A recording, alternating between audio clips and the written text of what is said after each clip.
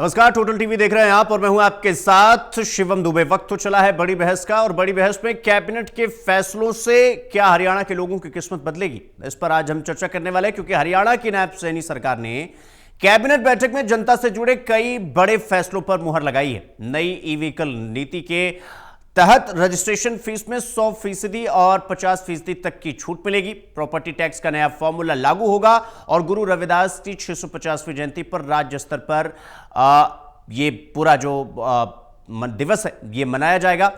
लेकिन सबसे बड़ा सवाल यही है कि क्या ये फैसले आम लोगों को सीधा फायदा पहुंचाएंगे। इसी मुद्दे पर आज हम चर्चा करने वाले हैं।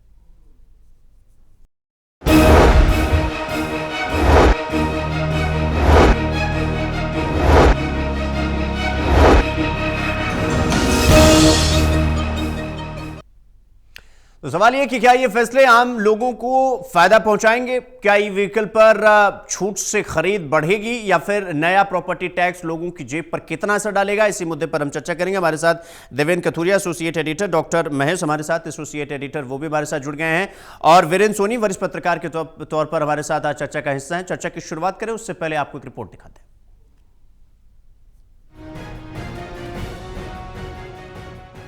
मंगलवार को हुई प्रदेश कैबिनेट की बैठक में सरकार ने कई बड़े फैसले लिए। जैसा कि उम्मीद थी, सरकार ने प्रदेश में ई व्हीकल्स की खरीद को लेकर अपनी नीति घोषित कर दी।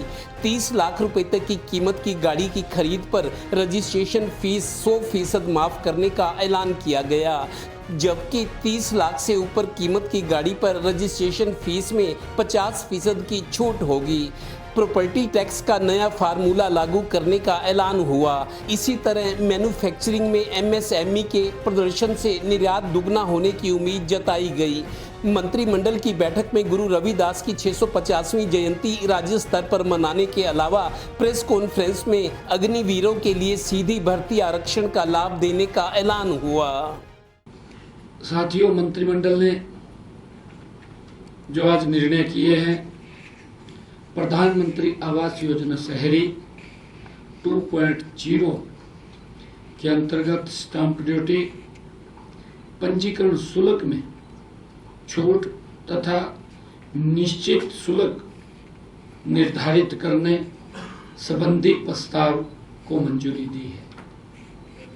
यह निर्णय प्रधानमंत्री आवास योजना शहरी 2.0 के तहत पंजीकृत आर्थिक रूप से कमजोर वर्ग और लाभार्थियों के लिए 60 वर्ग मीटर तक के पात्र आवासीय इकाइयों पर यह लागू होगा। गौरतलब है कि कैबिनेट में रखे गए 26 में से 22 एजेंडे पास कर दिए गए।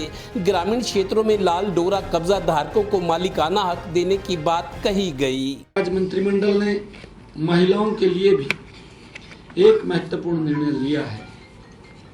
मार्च 2026 में बजट अभिभाषण के दौरान घोषणा मैंने की थी, राज्य में महिलाओं के नाम पर खरीदे और रजिस्टर्ड किए जाने वाले नॉन ट्रांसपोर्ट वाहनों पर वर्तमान मोटर वाहन पर 1% की छूट दी जाएगी। अगर महिला के नाम के ऊपर कोई व्हीकल लेते हैं तो उसके ऊपर 1% की छूट दी जाएगी। आज इस घोषणा को मूर्त रूप देते हुए मंत्रिमंडल ने महिलाओं के नाम पर नॉन ट्रांसपोर्ट वाहनों के नए रजिस्ट्रेशन के मामले में 20 लाख रुपए तक के टैक्स शोरूम कीमत के 1% के बराबर छूट देने के प्रस्ताव को भी मंजूरी दी है। यानी एक साथ इतने फैसलों और ऐलान से प्रदेश की जनता को कई सौगातें मिली हैं। साथ ही पुलिस हिरासत में मौत होने पर मुआवजा देने और मानव अधिकारों की सुरक्षा का भी भरोसा दिया गया। गौरतलब है कि नायब सिंह सैनी को बतौर सीएम काम करते हुए 2.25 साल हो गए हैं। उनकी स्पीड बढ़ी है और बढ़नी चाहिए। Total news Haryana bureau.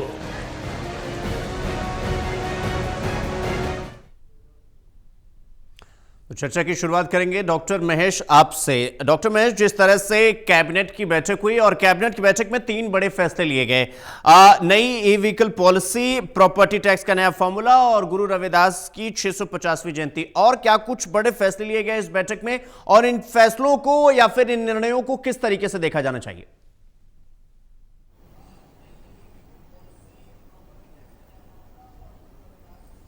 देखिए, ईवी नीति को लेकर हरियाणा की सरकार कुछ महत्वपूर्ण फैसले लेगी और इस फैसले की जो कल्पना है वो पहले से की जा सकती थी, क्योंकि जिस तरीके से केंद्र के स्तर पर और दिल्ली सरकार के स्तर पर जिस तरीके से ईवी नीति को बढ़ावा देने की जो कोशिश है वो की गई है। शुरुआत से मानकर चल रहे थे कि जिस तरीके से ई व्हीकल को प्रमोट करने की जो कोशिश है वो मोदी सरकार की तरफ से की जा रही है। एथेनॉल एक नेगेटिव जो प्रोजेक्ट है इस वक्त सरकार के लिए साबित हो रहा है। एथेनॉल ब्लेंडिंग को लेकर भी अब सरकार निशाने पर आ सकती है, जिस तरीके से सोशल मीडिया पर ट्रेंडिंग देखने को मिल रही है, और लगातार ज्यादा परेशानियों की जो बात है वो जनता की तरफ से सरकार के सामने रखी जा रही थी। तो ये तो हम मानकर चल रहे थे कि ईवी पॉलिसी को लेकर कोई बड़ा फैसला होगा ही, और फैसला भी यही होना था कि जीरो जो टैक्स है वो सरकार की तरफ से लिया जाएगा। देखिए, ई व्हीकल्स को प्रमोट करने में सरकार का ही सबसे बड़ा फायदा दरअसल ये है कि सरकार नहीं चाहती कि किसी भी तरह के पेट्रोलियम या डीजल प्रोडक्ट्स जो है डॉलर से सरकार खरीद करे, जिससे विदेशी मुद्रा का जो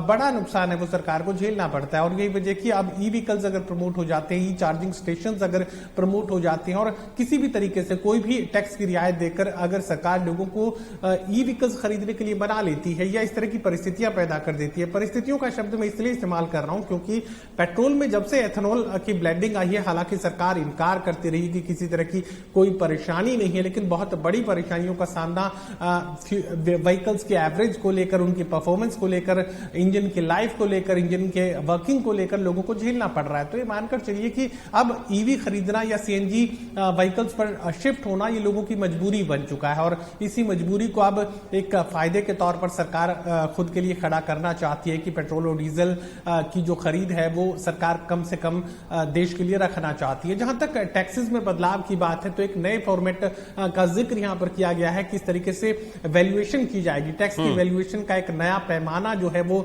नायब सरकार की तरफ से आज की बैठक में तय कर दिया गया, और इसी पैमाने के आधार पर जो टैक्सेस है वो लिए जाएंगे। देखिए, तमाम अगर अलग अलग निकायों की बात की जाए, जिन्हें हम स्थानीय निकाय कहते हैं, चाहे नगर पालिकाओं की बात की जाए, नगर परिषद की बात की जाए या नगर निगमों की बात की जाए, अगर आज से 4-5 साल पीछे जाकर देखेंगे और उससे पीछे अगर जाके देखेंगे तो अतीत में ये तमाम नगर पालिकाएं, नगर परिषद या नगर निगम बेहद बड़े नुकसान का कारण बनते थे, क्योंकि खर्चा ज्यादा हुआ करता था और हालत ये हुआ करती कि कर्मचारियों की तनख्वाह देने के लिए, उनके रिटायरमेंट के फंड्स देने के लिए इन नगर निगमों के पास पैसा नहीं होता था। लेकिन अब तस्वीर बदल चुकी है। तस्वीर बदली कैसे? अगर आपको किसी भी तरह के ओबीसी सर्टिफिकेट की जरूरत है, किसी भी तरह के प्रॉपर्टी को अगर नाम चेंज की जरूरत है, अगर आप वसीयत जो है पिता पुत्र के नाम लिखना चाहता है या परिवार के किसी अन्य पति पत्नी को कोई संपत्ति देना चाहता है, तो नो ड्यूज की एक व्यवस्था यहाँ पर ऑनलाइन जनरेट कर दी गई है, और नो ड्यूज आपको तब मिलेगा जब आप पाई सरकार की चुका।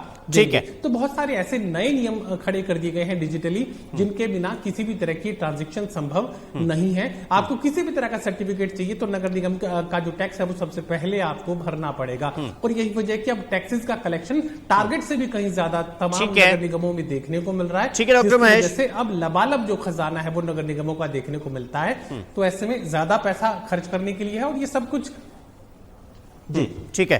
डॉक्टर महेश, ठीक है, मैं आपके पास आऊंगा। देवेंद्र कथुरिया, जिस तरह से अब मुख्यमंत्री की कैबिनेट बैठक में बड़े फैसले लिए गए और कई बड़े फैसले लिए गए, जिसमें से 3 मुख्य जिस पर हम चर्चा कर रहे हैं, e vehicle policy, property tax का नया फॉर्मूला और गुरु रविदास जी की 650वीं जयंती। इन तीनों के अलावा बाकी और क्या कैबिनेट में फैसले लिए गए और उनको किस तरीके से देखा जाना चाहिए, और क्या ये जो 3 पर हम चर्चा कर रहे हैं, ई व्हीकल पॉलिसी पर, प्रॉपर्टी टैक्स पर और जयंती पर, क्या ये जमीन पर उतने जीवंत दिखाई दे रहे हैं? अगर ये जयंती को छोड़ दिया जाए तो जो ई व्हीकल पॉलिसी है, क्या जमीन पर वो जीवंत दिखाई दे रही है और सरकार के लिए ये चैलेंजिंग नहीं होने वाला है आने वाले समय में? देखिए शिवम, पहले तो मैं ये कहता हूँ, कैबिनेट की ऐसी मीटिंगें कम हुई है जिसमें आज की तरह 26 एजेंडे रखे गए थे, 22 को पास कर दिया गया। जहां तक 3 में से जमीन पर उतरने की बात है, गुरु रविदास की 650वीं जयंती, देखिए वाराणसी से उनका संबंध है, बनारस जहां से खुद प्रधानमंत्री सांसद हैं जी। तो रविदास की 650वीं जयंती हरियाणा में राज्य स्तर पर मनाई जाएगी, पूरे देश में मनाई जा रही है। और आज इस मामले में प्रदेश अध्यक्ष अर्चना गुप्ता ने प्रेस कॉन्फ्रेंस भी की और प्रधानमंत्री से मिलकर वो आई पानीपत। उन्होंने कहा कि 29 तारीख को यहाँ कलश यात्रा आएगी पूरे देश में। देखिए, जो महापुरुष हैं अलग अलग समाज के, उनका मान सम्मान, उन समाज को जोड़ना, उसके पीछे एक एजेंडा भी है कि किसी भी समाज, गुरु रविदास है, वाल्मीकि जयंती है, कश्यप जयंती है, या जो भी समाज के बड़े नेता महापुरुष हैं, उनकी जयंती है, सरकार अपने खर्च पर मना रही है ताकि सबको लगे, सबको साथ लेकर चले, सबका मान सम्मान और महापुरुषों को श्रद्धांजलि भी मिले और बच्चों को, नई पीढ़ी को पता लगे। ये तो रही बात, ये इसको जमीन पर उतारने में दिक्कत नहीं है। सबसे बड़ी दिक्कत शिवम मैं आपको बता दूं, जो ई व्हीकल्स है, ये दिल्ली सरकार तो अब बनी थी, बाद में बनी है जब रेखा गुप्ता बनी है, लेकिन हरियाणा में बहुत टाइम से ई व्हीकल्स की बात तो हो रही थी। सरकार ललचा रही थी, लोगों को लुभा रही थी कि आप ई व्हीकल्स की तरफ जाओ, लेकिन दिल्ली सरकार ने हरियाणा से पहले अभी पीछे किया है, मेरे को याद है, उन्होंने घोषणा की। आज सरकार ने ई व्हीकल्स की नीति घोषित कर दी। सबसे बड़ी बात आपको बताता हूं, जो जमीन पर उतरने की बात, 30 लाख रुपए तक की गाड़ी, 30 लाख से कम गाड़ी है भी नहीं। आम लोग जो मध्यम श्रेणी है, लोअर मीडियम क्लास है, वो 30 लाख की गाड़ी अभी जो क्या है औसत 10 से 15 लाख तक की गाड़ी लोग ले लेते हैं। 2, 4, 5 लाख रुपए अपनी बचत लगा दी, बाकी फाइनेंस करा लिया, लेकिन 30 लाख रुपए की ई व्हीकल कम से कम, और फिर उसके बाद 50 लाख 70 लाख तक एक आम आदमी गाड़ी ई व्हीकल नहीं खरीद सकता। ये हमारे अपने परिवारों में भी बात होती है, जब गाड़ी खरीदो कह रही ई व्हीकल तो गाड़ी बहुत महंगी है, जब सस्ती होगी तब लेंगे। मतलब उसकी कीमत इतनी है, कोई आम परिवार मीडियम क्लास का नहीं ले सकता। 30 लाख की गाड़ी, 30 लाख से ऊपर अभी जो औसत गाड़ियां हैं 10 से 15 लाख के बीच आ जाती हैं, कुछ फाइनेंस हो गया, कुछ अपनी बचत होगी। एक तो ये है कि जमीन पर ये योजना उतरेगी। दूसरा, ई व्हीकल गाड़ी ले भी ले तो अभी जो रिचार्जिंग वाला सिस्टम है, जो इसका इंफ्रा अभी है नहीं, ना के बराबर है, बहुत कम है। हालांकि जीटी रोड बेल्ट में जहां ज्यादा व्यापारिक क्षेत्र है, ई चार्जिंग स्टेशन लगे हैं, लेकिन अभी गाड़ियों के हिसाब से या लोगों के विश्वास के मुताबिक अभी नहीं है। अभी इंफ्रास्ट्रक्चर बढ़ाने की जरूरत है, और गाड़ियां इतनी महंगी है, ई व्हीकल गाड़ी लेना मुश्किल है, आपको बता रहा हूँ। ठीक है। और जहां तक रही प्रॉपर्टी टैक्स के 4 कैटेगरीज में बांटा गया है, नगर निगम है, नगर परिषद, नगर पालिका, 3 टायर सिस्टम है, 4 कैटेगरीज बनाई गई है। प्रॉपर्टी टैक्स का सरकार सरलीकरण कर लिए, लोगों को असुविधा ना हो, ये ठीक है, लेकिन प्रॉपर्टी टैक्स के जो शुरू में जो, ठीक है देवेंद्र कथुरिया, ठीक है, मैं आपके पास आऊंगा। आपकी आवाज चली गई है, मैं उसको ठीक कराता हूं, मैं आपके पास आता हूं। हाँ, मैं आ रहा हूं देवेंद्र, मैं आपके पास आ रहा हूं। वीरेंद्र सोनी जी, जिस तरीके से कैबिनेट का फैसला होता है उसमें कई बड़ी घोषणाएं की जाती हैं। सवाल ये कि क्या ये जो सरकार की घोषणाएं हैं ये दीर्घकालिक या प्रशासनिक सुधार को तौर पर देखा जाना चाहिए, या ठोस कदम के रूप में देखा जाना चाहिए, या फिर इन्हें आगामी राजनीतिक समीकरण या फिर जनसमर्थन हासिल करने की एक तकनीक या फिर एक रणनीति के रूप में देखा जाना चाहिए फिलहाल के आधार पर? बाकी आपने डॉक्टर महेश को भी सुना, देवेंद्र को भी सुना कि किस तरह से जो चैलेंजेस हैं वो सरकार के सामने आने वाले हैं, उससे कैसे फेस किया जाएगा, क्या उसकी प्लानिंग की गई है, प्री प्लान किया गया है, या फिर बस ऐसे कैबिनेट में मुहर लगा दी गई है भाई इसको अंतिम रूप देने के लिए? देखिए, जो भारतीय जनता पार्टी का संकल्प पत्र था, उस संकल्प पत्र में किए गए वादों को पूरा करने के लिए ही ये जो मंत्रिमंडल के फैसले हैं, ये उसकी छाया परिलक्षित होती है। देखिए, अब जो संपत्ति कर में छूट का था महिलाओं को, ये संकल्प पत्र में वायदा किया गया था। बिल्कुल। अब अधिकतम जो है, जो प्रॉपर्टी महिलाओं के नाम पर रजिस्टर्ड होगी, तो उस पर अधिकतम 25% संपत्ति कर की छूट मिलेगी। अब संपत्ति कर का निर्धारण करने के लिए अलग से वर्गीकरण किया गया है। वो वर्गीकरण को अब उसमें कलेक्टर रेट से जोड़ा गया है, उसका कैसे आधार बनेगा, तो ये तो जब पूरा फार्मूला स्पष्ट हो जाएगा तब सामने आएगा क्या लोगों को इसका। देखिए, छूट तो स्वागत योग्य है, कोई भी छूट होती है उसका स्वागत योग्य है। महिलाओं के नाम पर प्रोत्साहन देने के लिए की गई है जो संपत्ति महिलाओं के नाम पर है, लेकिन ये संपत्ति कर का जो निर्धारण होगा उस पर अब ये निर्भर करता है क्या इससे जो लोग पहले संपत्ति कर दे रहे थे क्या उनको ज्यादा देना पड़ेगा। तो ये कुछ ऐसी अभी विसंगतियां हैं जिनका समय आने पर स्पष्ट होगा।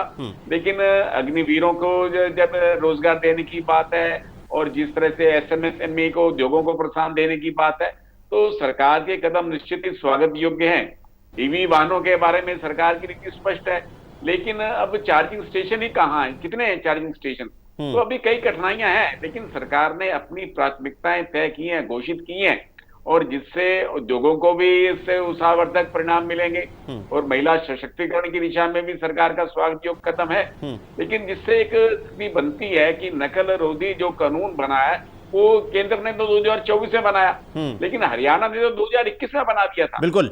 जब जननायक जनता पार्टी के साथ भारतीय जनता पार्टी की संयुक्त सरकार थी, तब सितंबर 2021 में तो ये लागू हो गया था, और उसके तहत अभी तक जो है 19 एफआईआर ही दर्ज हुई है, और उन एफआईआर में कई अभी चार्जशीट तक, ट्रायल कोर्ट्स तक हैं, कईयों की अभी जांच जारी है।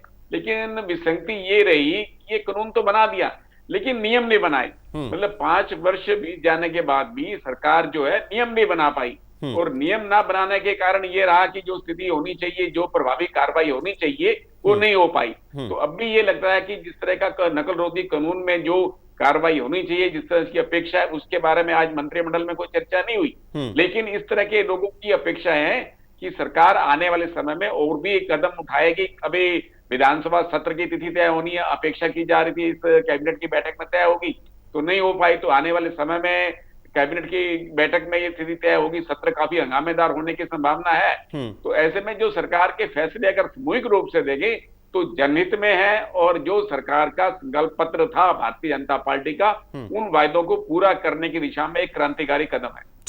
ठीक है वीरेंद्र जी, ठीक है। डॉक्टर महेश, क्या ये सब कुछ इसलिए किया जा रहा है क्योंकि संकल्प पत्र में इसका जिक्र है? क्योंकि अगर हम बाकी चीजों को छोड़ दें, क्योंकि कैबिनेट में कई फैसले लिए गए और सब फैसलों पर तो क्रमवार तरीके से बातचीत नहीं हो सकती ना, लेकिन सवाल ये कि जो ये ई व्हीकल पॉलिसी वाला जिक्र किया जा रहा है, अब ये बात तो सही है ना कि जैसा कि देवेंद्र कथुरिया ने बताया कि जहां पर चार्जिंग स्टेशन होने चाहिए या फिर एक तरीके से कहें कि बैटरी रिसाइकलिंग की व्यवस्था होनी चाहिए, क्या वो प्री प्लान किया गया? क्या उसके लिए ग्रीन बुक तैयार की गई जिसको लेकर आगे का प्लान चले कि अगर किसी को हम कह रहे हैं कि भाई 30 लाख रुपए तक की आप गाड़ी खरीदेंगे तो आप कितनी छूट देंगे, क्या लोग उस गाड़ी को अफोर्ड कर पाएंगे? क्या वो ले पाएंगे? और अगर जो लोग ले पाएंगे, क्या वो रोड पर चलेगी तो उतने चार्जिंग स्टेशन, उतनी व्यवस्थाएं होंगी कि ताकि उनको 30 लाख रुपया अपना व्यर्थ ना दिखाई दे? या फिर जैसा कि अभी वीरेंद्र सोनी जी ने कहा कि अगर हमारे संकल्प पत्र में है तो उसे हम लागू कर देते हैं, फिर देखेंगे कि इसे कैसे पूरा करना है? क्या ये प्लान चल रहा है क्या?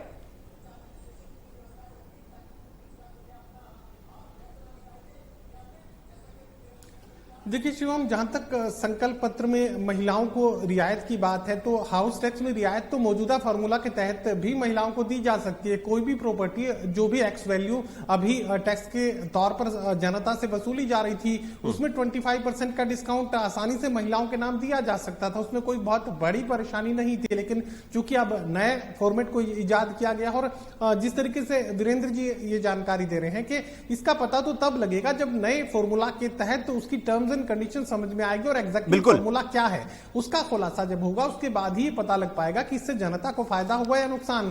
कहीं ऐसा ना हो कि नए फॉर्मूले के तहत जो टैक्स की वसूली पहले से की जा रही है उससे कहीं ज्यादा बढ़ जाए, कई गुना ज्यादा बढ़ जाए। अगर उससे ज्यादा बढ़ जाती है तो 25% का डिस्काउंट आपने महिलाओं को दिया भी तो उससे क्या फायदा होने वाला है? आम जनता को कितना फायदा मिलेगा? फायदे की जगह नुकसान हो सकता है। नए फॉर्मूले के तहत क्या है, पुराने फॉर्मूले में क्या था, दोनों का डिफरेंस क्या है और कितना फायदा जनता को मिलेगा भी कि नहीं मिलेगा, ये फॉर्मूला निश्चित होने के बाद जब वो एग्जीक्यूशन के तौर पर आएगा, जब वो नोटिफाइड हो जाएगा, उसके बाद ये पता लगेगा कि कैलकुलेशन के लेवल पर कितना अंतर इसमें देखने को मिलेगा। अब ईवी की बात करते हैं। देखिए ईवी, ये सही बात है कि अभी उतने चार्जिंग स्टेशन नहीं है जिसके दूते जनता जो है, खासकर हरियाणा की जनता और एनसीआर से बाहर की अगर मैं बात करूं तो एक ईवी गाड़ी लेकर निकल जाए। लेकिन इतना आप समझकर चलिए कि अगर जनता ईवी की गाड़ियां खरीदेगी, अगर नंबर ऑफ इलेक्ट्रिकल व्हीकल्स अगर सड़कों पर ज्यादा होंगे तो फिर पेट्रोल पंप मालिक भी ये सुनिश्चित करेंगे कि अगर इसमें स्कोप नजर आएगा, चार्जिंग में अगर आमदनी नजर आएगी, तो फिर जो प्राइवेट पंप्स हैं, जो पेट्रोल पंप मालिक है, अभी वो सीएनजी लगा चुके हैं। अगर एनसीआर में काफी पहले सीएनजी आ चुकी थी, लेकिन नॉन एनसीआर इलाकों की बात करें तो अब जाकर इन इलाकों में जो ऑनलाइन सीएनजी है, पाइपलाइन के जरिए जो सीएनजी भिवानी तक पहुंची है या हिसार तक पहुंची है या सिरसा तक आगे पहुंचाने की जो कोशिश है वो लगातार की जा रही है। तो ऑनलाइन सीएनजी की जहां तक बात है, एनसीआर में पहले से थी, अब नॉन एनसीआर इलाकों में भी सीएनजी ऑनलाइन पाइप के जरिए पहुंच चुकी है। तो एक वैकल्पिक ईंधन के तौर पर सीएनजी का इस्तेमाल बढ़ा है। लेकिन ईवी व्हीकल्स की जहां तक बात है, अगर सड़कों पर इनकी संख्या बढ़ेगी तो फिर यह भी लाजमी है कि जो पंप मालिक है वो अपने यहाँ ईवी चार्जिंग स्टेशन लगाएंगे ताकि उन्हें आमदनी हो। अब गाड़ियां नहीं थी तो ईवी चार्जिंग स्टेशन भी कौन लगाता? ठीक है डॉक्टर महेश, ठीक है, मैं आपके पास आऊंगा। देवेंद्र कथुरिया, अभी जैसा कि डॉक्टर महेश ने कहा कि जब ईवी गाड़ियां आएंगी तो पेट्रोल पंप पे, जैसे अगर पेट्रोल डीजल लोग लेने जाते थे तो पेट्रोल पंप कितने सारे हो गए, और अगर जब ईवी गाड़ियां आएंगी तो चार्जिंग सिस्टम भी होगा या सब कुछ होगा। लेकिन सरकार के इतने बड़े फैसलों में क्या यह माना जाए कि अगर सरकार ने इन चीजों का ऐलान किया या इन चीजों को जमीन पर उतारने की कोशिश की, इंप्लीमेंटेशन करने की कोशिश की, तो बाकी का भी प्लान किया होगा सरकार ने कि कैसे करना है, कैसे आगे बढ़ना है? क्या यह माना जाए? क्या फिलहाल अभी सबको वेट एंड वॉच की स्थिति में रहना चाहिए कि ठीक है, अगर सरकार ने इतने बड़े बड़े फैसले लिए हैं तो इन फैसलों को जमीन पर कैसे एग्जीक्यूट किया जाए, इंप्लीमेंट किया जाए, इसके बारे में भी सरकार ने सोच रखा होगा? क्या यह मान लिया जाना चाहिए अभी फिलहाल के तौर पर? देखिए शिवम, ई व्हीकल्स की जब बात आती है, ई व्हीकल्स को लेकर अभी 3-4 साल और लगेंगे। मैं बताता हूं, क्योंकि गाड़ियां इतनी महंगी है, आदमी सोच नहीं सकता। पैसे वाले लोग हों, भले ही वो 2 करोड़ की गाड़ी ले लें, उनको दिक्कत नहीं है। हम उन 80% लोगों की बात करते हैं जो लोअर मीडियम क्लास है, मीडियम क्लास है। आजकल उनके खर्चे इतने हैं, बच्चों की पढ़ाई बहुत महंगी है। आप देखिए प्रॉपर्टी की कीमतें, हुड्डा में प्लॉट्स लाखों वाले करोड़ों में पहुंच गए। मतलब 30 लाख की गाड़ी है, उससे ज्यादा की लेना। गाड़ियां जब नहीं खरीदी जाएंगी तो फिर इस स्कीम का फायदा तभी मिलेगा ना जब गाड़ियां खरीदी जाएं। अभी गाड़ियां एकदम खरीदी जाए उस तरह का माहौल नहीं है, ना लोगों को उस तरह का मतलब विश्वास या भरोसा है कि हम ये कर ले तो सरकार की नीतियां जो है फ्रेंडली साबित होंगी। इंफ्रास्ट्रक्चर अभी बहुत कमजोर है। हम देख रहे हैं जो इलेक्ट्रिक स्कूटी आ रही है, मैं आपको बता दूं पिछले कई दिनों में मैंने देखा हद से हो रहे हैं। इलेक्ट्रिक जो स्कूटर हैं वो बैटरी रिचार्जिंग पे लगाते हैं, ब्लास्ट होता है, होते भी हो चुके हैं, 3-4 पिछले दिनों में हुआ है। लोगों का वैसे भी थोड़ा सा सीएनजी में, जैसे क्या है सीएनजी में मैंने खुद देखा है, रोड एक्सीडेंट में सीएनजी गाड़ी कोई टकरा जाए, पलट जाए तो ब्लास्ट हो जाता है। बहुत सारे ऐसे हादसे हुए हैं। लोगों का अभी भरोसा नहीं जम पा रहा जब तक कि ये सेफ्टी कंसर्न अगर पूरा नहीं होता। तो ई व्हीकल्स की जहां तक बात है, सरकार चाहती है, लेकिन सरकार ने कह दिया, घोषणा कर दी, इमीडिएट रिजल्ट मिलेगा मेरे को नहीं लगता। इसमें 2-3-4 साल लगेंगे। अभी फायदा तभी मिलेगा जब आदमी इसको अप्लाई करेगा। लेकिन माहौल और उस तरह के हालात नहीं है कि कोई आदमी इलेक्ट्रिक गाड़ी लेने की सोच सके। ठीक है, अभी दिक्कतें नजर आ रही है, मुश्किल नजर आ रही है। ठीक है वीरेंद्र सोनी जी, फिलहाल वेट एंड वॉच में रहना चाहिए क्योंकि सरकार तो अपनी तरफ से पहल कर रही है। सरकार ये कोशिश कर रही है कि भाई इस जो ऐलान किया गया था या फिर अभी फिलहाल की जो जरूरत है उस पर फिलहाल इंप्लीमेंटेशन करने की जरूरत है, और कहीं ना कहीं से तो शुरुआत करनी पड़ती है। वीरेंद्र सोनी जी, क्या यह जल्दबाजी है या थोड़ा अभी चीजों को और व्यवस्था या इंफ्रास्ट्रक्चर को और बेहतर बनाने के बाद, लोगों के दिलों में ये विश्वास पैदा करने के बाद इन चीजों को जमीन पर इंप्लीमेंट किया जाए, वो ठीक होगा, या इसको थोड़ी जल्दबाजी हो गई, या फिर फिलहाल वेट एंड वॉच की स्थिति में रहना चाहिए? वीरेंद्र सोनी जी, देखिए, कई निर्णय होते हैं जो लोक लुभावन होते हैं, लोक लुभावन की दृष्टि से लिए जाते हैं। लेकिन सरकार ने अपना सारा विस्तृत ढांचे में सारा अपना फीडबैक लिया होगा, उसके अनुसार ये घोषणाएं की हैं। तो ये एजेंडा बनता है, उसकी सारी पूरी तैयारी होती है।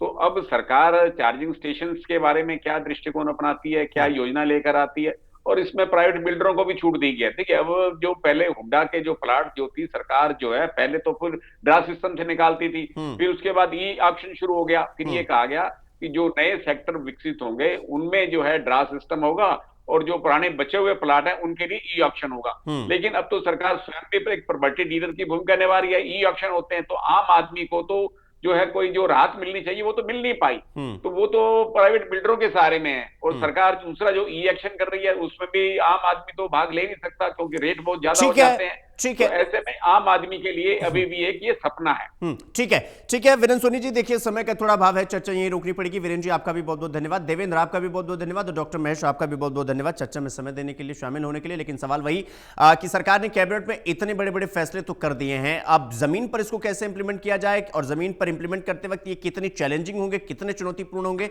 ये तो आने वाला समय बताएगा। लेकिन अंत में हम आपसे सिर्फ इतना कहेंगे कि हम सफेदी के दोस्त हैं, न शाही के दुश्मन, हमें बस आईना दिखाना है, वो हम दिखा देते हैं। फिलहाल मुझे दीजिए इजाजत, और आप सब देखते रहिए टोटल टीवी। नमस्कार।